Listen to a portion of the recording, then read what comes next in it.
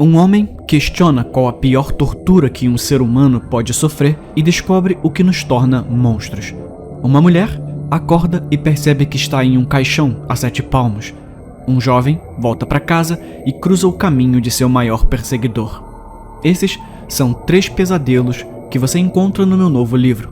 Se quiser 3 histórias de terror surpreendentes e ainda apoiar esse canal, é só ler através do link no primeiro comentário fixado. Agora sim, vamos pro vídeo. Coração.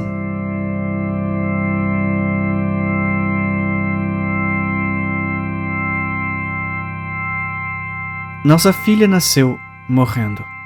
Leucemia infantil, eles disseram. Apenas um golpe de azar.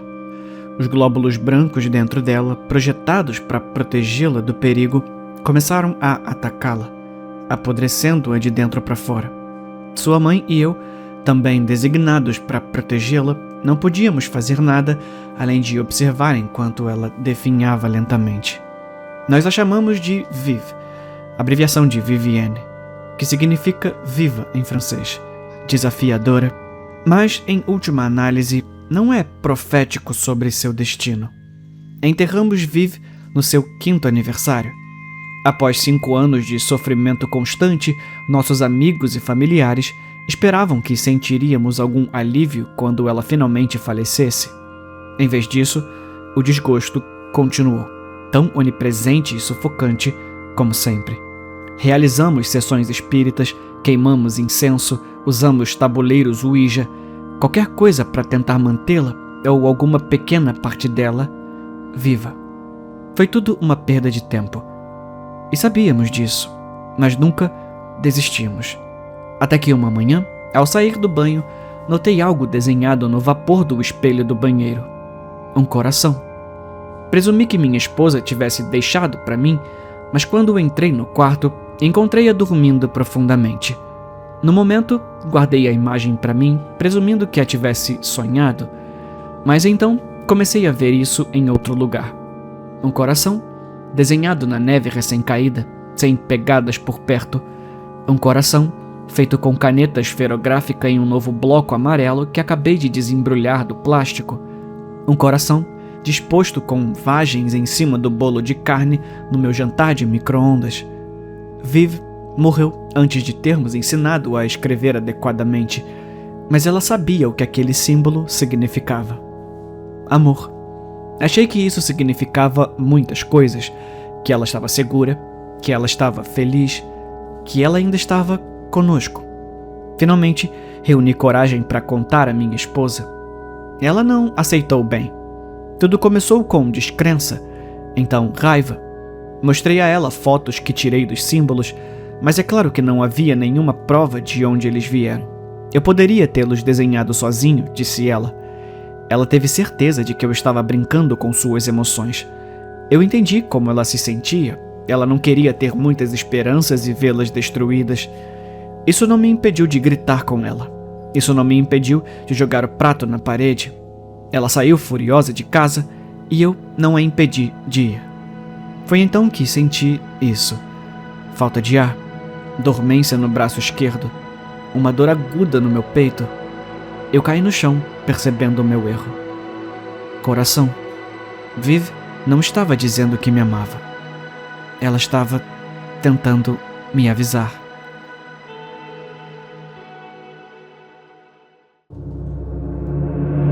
A minha esposa pode nunca se recuperar totalmente da amnésia.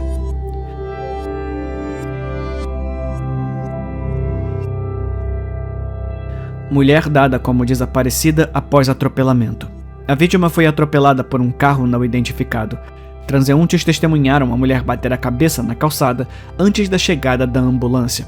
Presume-se que tenha traumatismo craniano e provavelmente está desorientada e confusa. Entre em contato com o departamento do xerife de Jamestown se for encontrado. Você guardou o artigo? Jane me perguntou com um olhar curioso no rosto. Sim. Isso me lembra que a vida é muito curta. Me lembra como eu quase perdi você facilmente. Isso é uma coisa tão doce de se dizer, querido. Houve um período em que pensei que tinha perdido Jane para sempre. quando ela desapareceu, procurei por dias. Provavelmente só dormia 2 horas por noite. Encontrei-a deitada num banco de um parque, a mais de 1 hora do hospital. Foi pura sorte. Ela estava ensanguentada, machucada e desgrenhada. Ficou claro que ela estava vagando lá fora por tanto tempo, totalmente confusa. Amor, sou eu, seu marido. Eu fiquei muito preocupado. Você machucou a cabeça e acabou aqui. Ela olhou para mim com desconfiança e eu não tinha certeza se conseguiria fazer com que ela confiasse em mim. Eu a convenci a caminhar até a lanchonete do outro lado da rua e folheei algumas das minhas fotos favoritas de nós. Foi aqui que nos conhecemos, olha. Eu vi algum leve reconhecimento em seus olhos. Ela nem sabia me dizer seu nome ou onde morava, mas o fato de me reconhecer foi suficiente. Depois que ela se limpou, paguei um hotel até que ela confiasse em mim. Eu não queria ultrapassar os seus limites. Eventualmente, ela ficou confortável e lentamente nos adaptamos à vida normal de novo. Foi um ano de progresso, mas Jane ainda tem dificuldade em lembrar. Ela acorda gritando. Às vezes, não consegue lembrar seu nome. Fala sobre pessoas das quais nunca ouve falar. É como se ela esquecesse quem ela era antes de tudo isso. Mas eu a amo, de todo o coração. Jane me devolveu o papel, sorriu e foi para o chuveiro. Olhei para a foto dela no artigo de jornal novamente. Sua beleza nunca deixou de me surpreender. Na faculdade, ela nunca me viu mais do que um amigo, embora eu estivesse apaixonado por ela. Tentei convidá-la para sair pelo menos 5 vezes, sem sucesso. Eu não poderia culpá-la. Ela estava fora do meu alcance. Quando eu reconheci Jane no jornal, soube que a vida tinha me dado uma segunda chance. O destino me trouxe até ela. E eu não iria perdê-la novamente. Convencê-la foi apenas metade disso. Eu também tive que amarrar algumas pontas soltas. Mas felizmente, um dia depois do acidente, o marido de Jane morreu em um incêndio estranho em uma casa. Embora houvesse apenas alguns restos mortais, Jane foi dada como morta. Depois disso, ninguém veio procurá-la.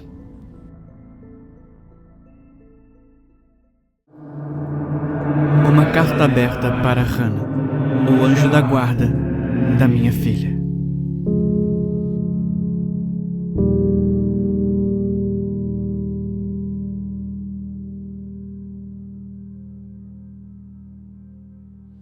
Seu nome era Hannah.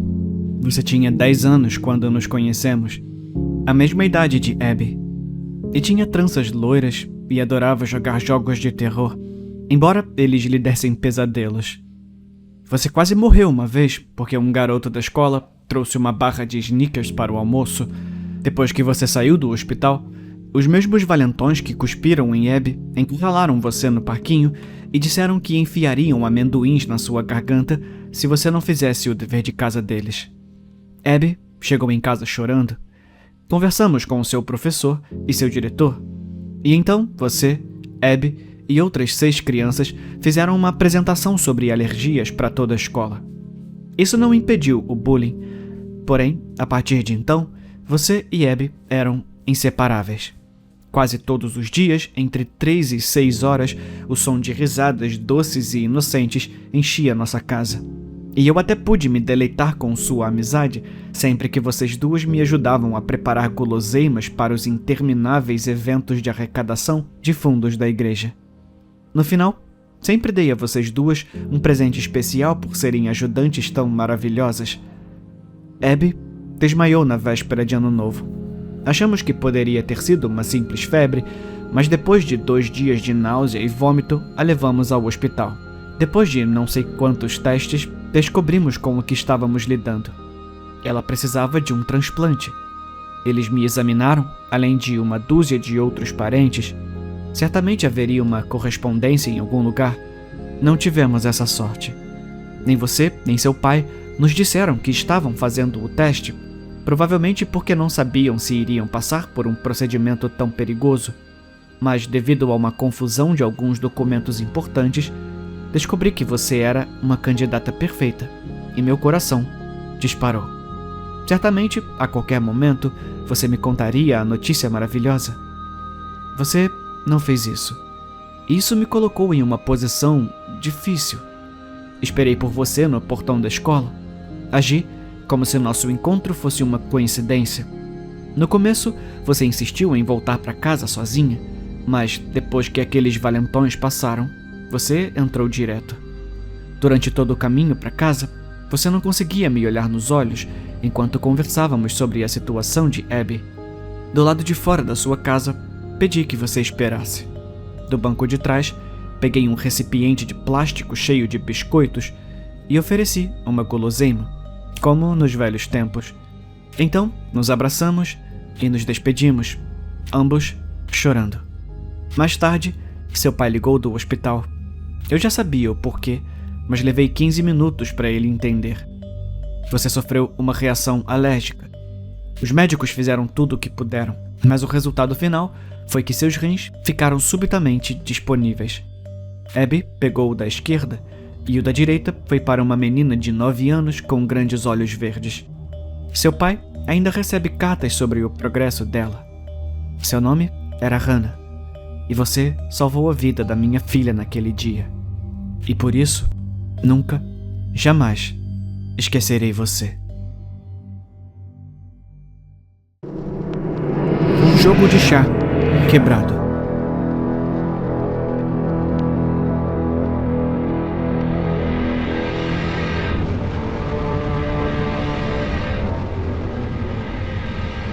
Você já teve um dia perfeitamente normal e de repente quebrou um pouco por dentro?